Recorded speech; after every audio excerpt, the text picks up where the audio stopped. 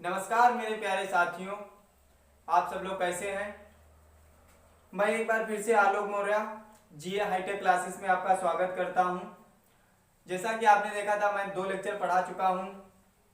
Second lecture में हमने एकक कोष्ठिका के प्रकार बताए थे। एकक कोष्ठिका के प्रकार, तो एकक कोष्ठिका के हमने कितने प्रकार बताए थे, तो हम सबसे पहले प्रकार थोड़ा सा बता रहा हूं, फिर उसके आगे मैं स्टार्ट करूंगा। ठीक, तो देखो एकक कोष्ठिका के प्रकार। एकक कोष्ठिका, एकक कोष्ठिका के प्रकार कौन कौन से हमने बताए थे।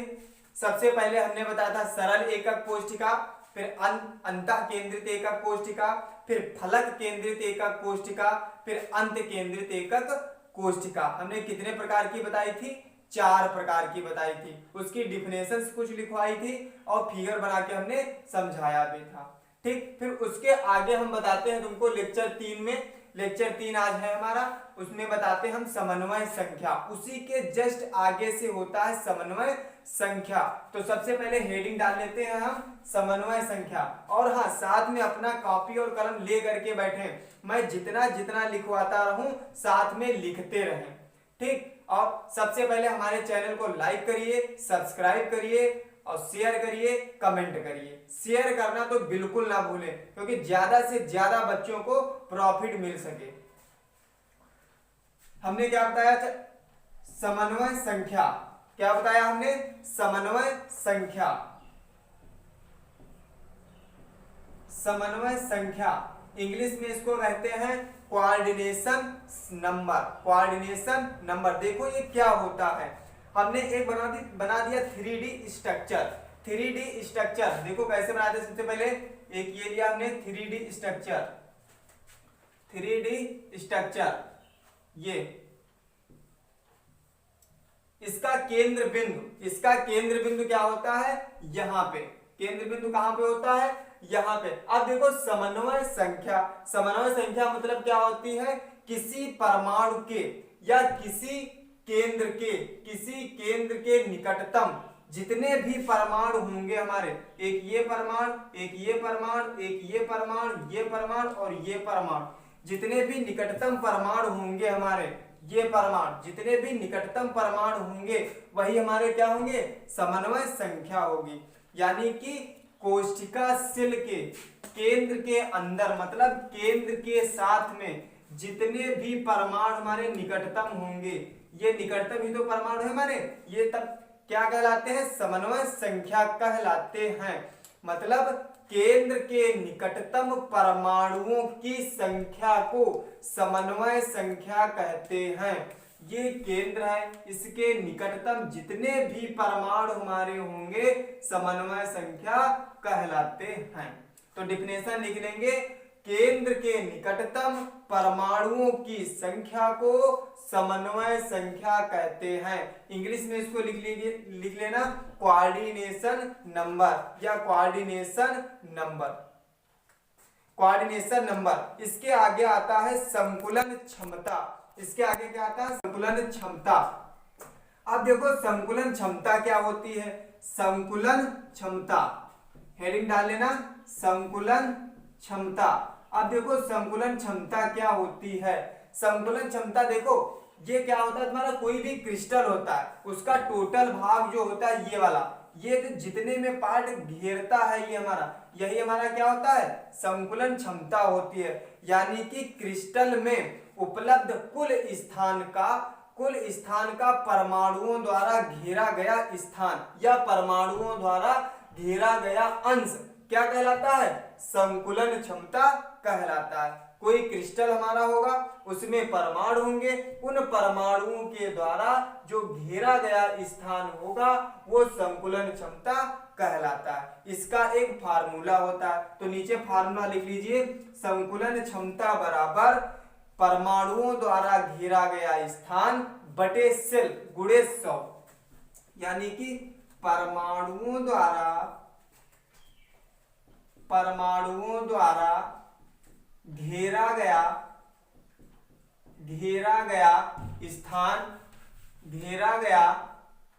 स्थान बटे सेल, सेल गुणे में कितना 100, ये प्रतिशत मात्रा इसका बटे 100, ये तुम्हारा हो गया संकुलन क्षमता का फार्मूला।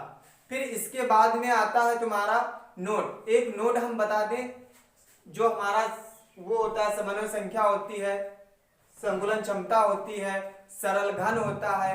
सरल घन की संकुलन क्षमता कितनी होती है 52%। तो सबसे पहले नोट लिख लीजिए, नोट में लिखिए सरल घन की, सरल घन मतलब कोई एक क्यूब होगा, ऐसे कोई एक क्या होगा क्यूब, इसकी संकुलन क्षमता कितनी होती है। सरल घन की संकुलन क्षमता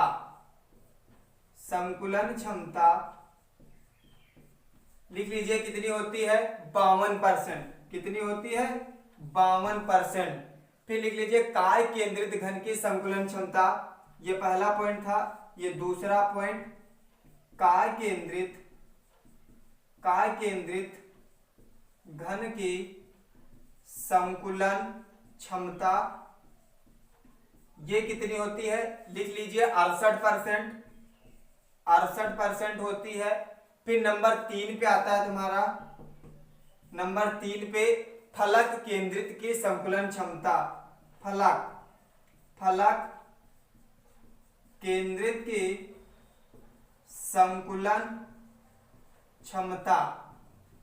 संकुलन क्षमता ये कितनी होती है 74%।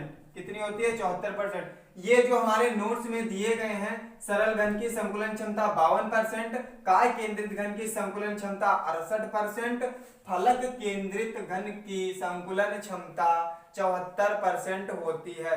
ये हमारे जो क्वेश्चंस होते हैं ये बहुविकल्पी में पूछे जाते हैं, बहुविकल्पी में या तो अति लघुत्तरी में पूछ लिए जाते हैं। फिर उसके बाद में आता है 3D स्ट्रक्चर। अब 3D स्ट्रक्चर में मैं तुमको बताऊंगा कि कोरों की संख्या कितनी होती है और फलकों की संख्या कितनी होती है और कोनों की संख्या कितनी होती है। ठीक,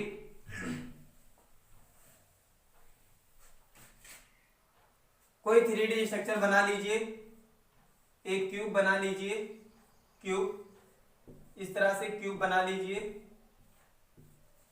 ये क्यूब बना लीजिए इस तरह से।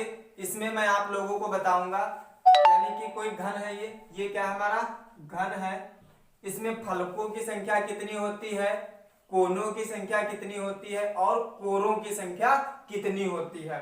देखो तो सबसे पहले लिख लीजिए घन में फलकों की संख्या, घन में फलकों की संख्या मतलब एक घन में कितने फलक होते हैं।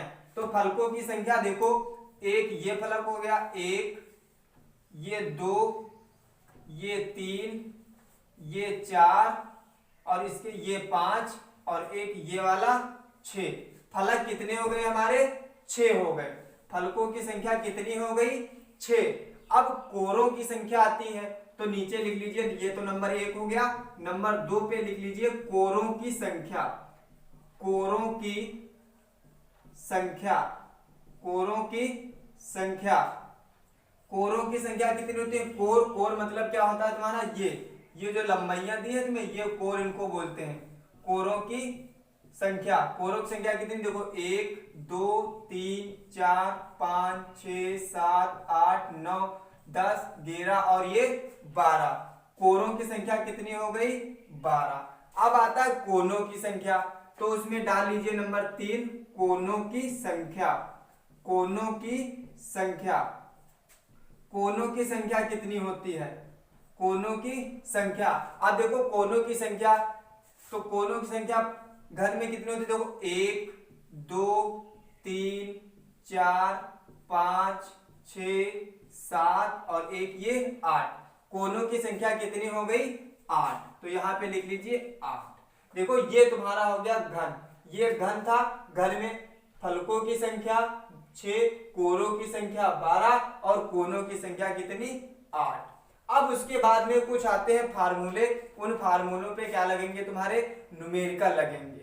ठीक, जल्दी से स्क्रीनशॉट ले लीजिए। ये पूछा जाता है क्वेश्चन, ये बहुविकल्पी में या तो अति लघुत्तरी में एक पूछा जरूर जाएगा क्वेश्चन। 100% पूछा जाता है क्वेश्चन, यानी कि घन में फलकों की संख्या कितनी होती है, घन में कोरों की संख्या कितनी होती है, घन में कोनों की संख्या कितनी होती है। ठीक,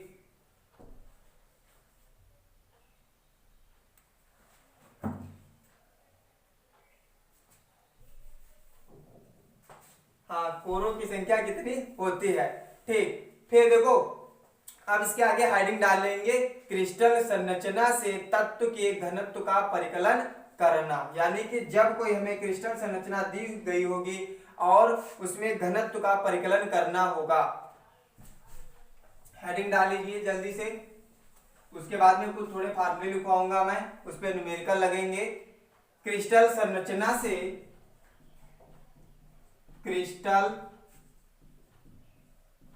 संरचना से तत्व के घनत्व, तत्व के घनत्व का परिकलन करना, घनत्व का परिकलन करना।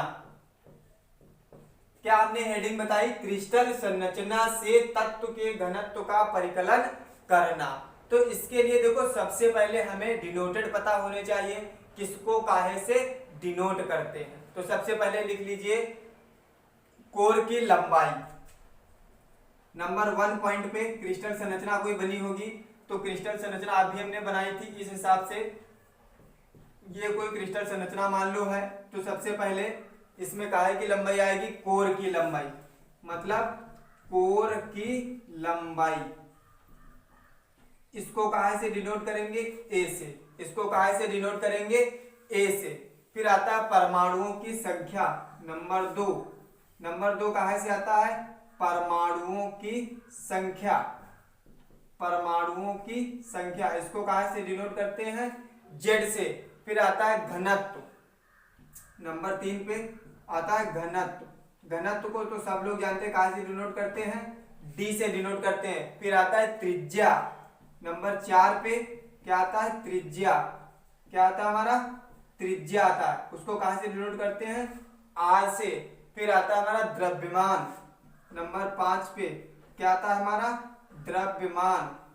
द्रव्यमान को कहां से डिनोट करते हैं, एम से। फिर आता है हमारा भार, इसके बाद में नंबर 6 पे क्या आता है हमारा, भार। इसको कहां से डिनोट करते हैं, डब्ल्यू से। फिर आता है हमारा आयतन, नंबर 7 पे क्या आता है हमारा, आयतन। इसको कहां से डिनोट करते हैं, वी से। कहां से डिनोट करते हैं, वी से। फिर देखो ये अब आ गए इतना, ये चीज तो इतनी हमारी किसमें दी गई होगी, एक घन में दी गई होगी। घन में मतलब कोर की लंबाई ए, परमाणु की संख्या जेड, घनत्व डी, त्रिज्या आर, द्रव्यमान एम, भार डब्ल्यू से और आयतन वी से डिनोट करते हैं। इतने सारे हमारे एक क्वेश्चन में दिए होंगे डिनोटेड। ठीक, तो आगे थोड़ा सा हम फार्मूला लिख देते हैं। तो सबसे पहले फार्मूला लिख लीजिएगा, तत्व का घनत्व, यानी कि जब कोई हमें तत्व दिया होगा और उसका घनत्व पूछेगा तब फार्मूला कौन सा लगाएंगे। ठीक, तो जल्दी से इसका स्क्रीनशॉट ले लीजिए और साथ में लिखते रहें, कॉपी पेन साथ में ले करके बैठे। ठीक, बेहतरीन से बेहतरीन केमिस्ट्री पढ़ाई जाएगी आपको, अच्छे से अच्छा।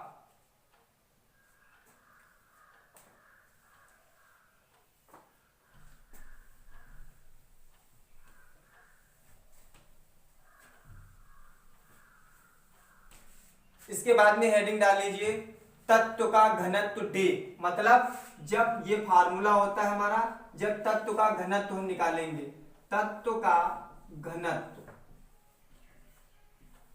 तत्व का घनत्व निकालने के लिए, घनत्व अभी हमने बताया था कहां से डिनोट करते हैं, डी से हमने बताया था, इसे डिनोट करते हैं। तो लिख लीजिए सेल का द्रव्यमान बटे सेल का आयतन, सेल का द्रव्यमान, सेल का द्रव्यमान बटे सेल का आयतन, सेल का आयतन। यानी कि कोई हमें आयतन, यानी कि कोई हमें जिसका घनत्व ज्ञात करना होगा, उसके सबसे पहले हमें उसका न्यूमेरिकल में द्रव्यमान दिया होगा, आयतन दिया होगा। तो फार्मूला कैसे लगाएंगे, तत्व का घनत्व बराबर शेल का द्रव्यमान बटे शेल का आयतन। फिर लिख लीजिए फार्मूला दूसरा, परमाणु का द्रव्यमान। ये फार्मूला एक था, ये नंबर दूसरा लिख लीजिए, परमाणु का द्रव्यमान। इसे कहाँ से डिनोट करते हैं? m से डिनोट करते हैं। तो लिख लीजिए परमाणुओं की मोलर द्रव्यमानों की संख्या बटे आवोगाद्रो संख्या। परमाणुओं में लिख लीजिए परमाणुओं की मोलर द्रव्यमान संख्या बटे एवोगाद्रो संख्या। अब इसका मान कितना होता है? तो यहाँ पे नीचे लिख लीजिएगा एवोगेद्रो संख्या बराबर 6.022 गुणे 10 की पावर 23। ये इसका मान होता है। एवोगेद्रो संख्या का क्या होता है? ये मान होता है। इस संख्या का ये मान होता है। ठीक, ये संख्या लिखी जाएगी तुम्हारी। ये फार्मूला नंबर 2। इसका देखो 60 में जब फार्मूला लिखते हैं, 60 में कैसे लिखते हैं? 60 में लिख लेना परमाणुओं की मोलर द्रव्यमान संख्या कितनी होती है? Z इंटू m, यानी कि अनुभार, और बटे में क्या लिखा जाएगा? Na, बटे में Na तुम्हारा। फिर आता है घन परमाणु का आयतन। फिर क्या आता है तुम्हारा?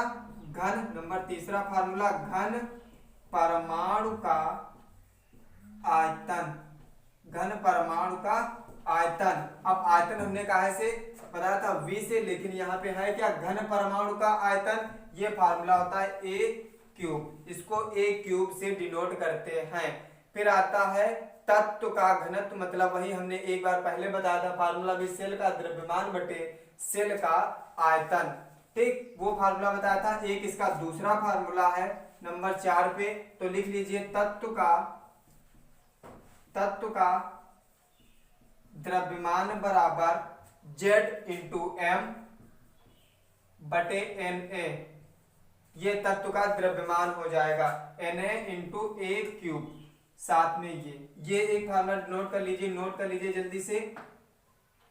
इतने फार्मूले तुम्हारे लगेंगे, और साथ में अभी बहुत सारे इस फार्मूले हैं, बहुत सारे इस पार्ट में फार्मूले हैं। नोट करते रहे साथ में, तभी न्यूमेरिकल लग पाएंगे। और न्यूमेरिकल कब लग पाते हैं? देखो, जब तुम्हें डिनोटेड पता होगा किस चीज को काहे से डिनोट करते हैं।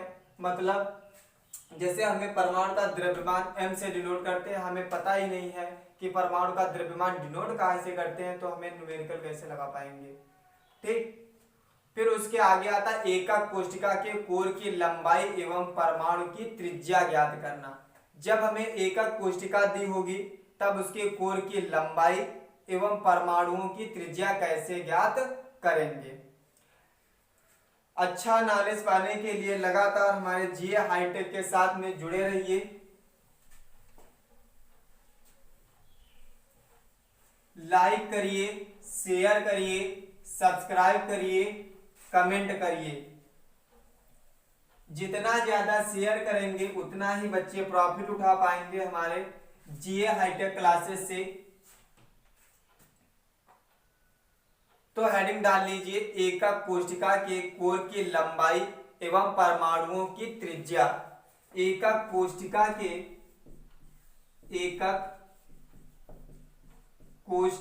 के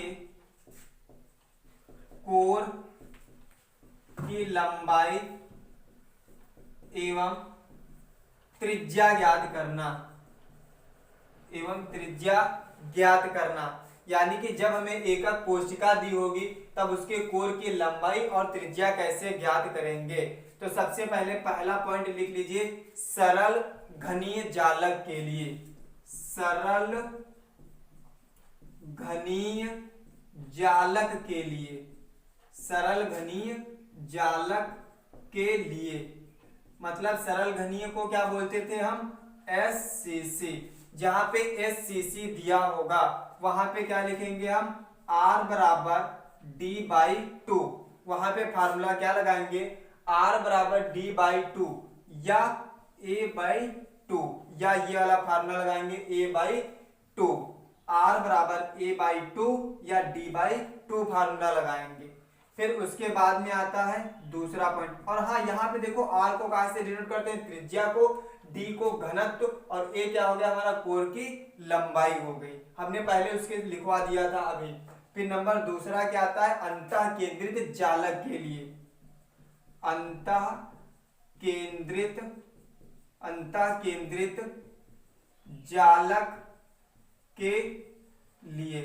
जब कोई हमें अंतः केंद्रित जालक दिया होगा तब उसके लिए हम क्या लिखेंगे, वहां फार्मूला लगेगा d बराबर a√3/2, वहां फार्मूला क्या लगेगा, a√3 है यहाँ पे, a√3/2, मतलब r बराबर कितना हो गया a/2। अब देखो r बराबर a/2 त्रिज्या के लिए ये, घनत्व के लिए ये फार्मूला लगाएंगे, तो टोटल r बराबर a√2 बाई कितना हो जाएगा यहाँ पे 4, कितना हो जाएगा 4, ये यहाँ पे फार्मूला लगाएंगे यहाँ पे इतना।